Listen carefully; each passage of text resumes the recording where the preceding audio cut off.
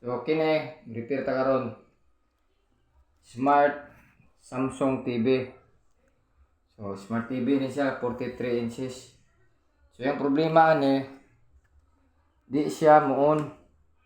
So ato nang gipulihan testing iyang mainboard. So way problema gid.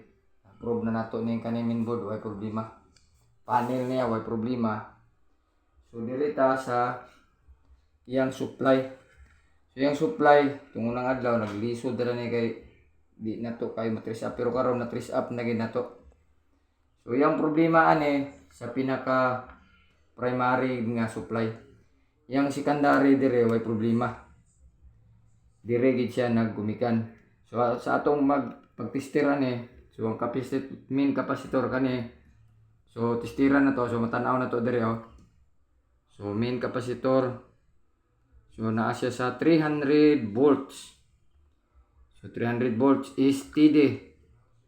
So ang problema mo niya ani kay kay bang murag naginhawa ba. So ang tawag ana breathing yung supply.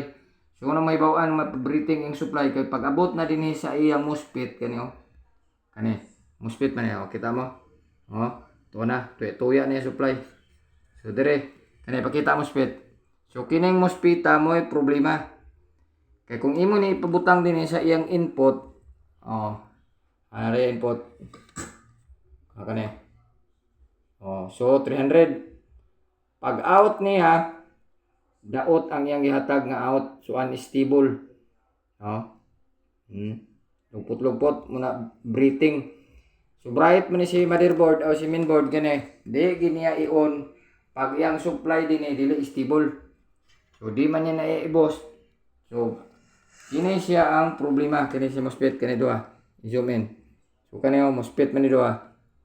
So kani nga MOSFET mo'y atong palitonon. So wala pa nato ni mataod og bag-o kay coming pa nag-order na ta og Lazada ani kani duha MOSFET.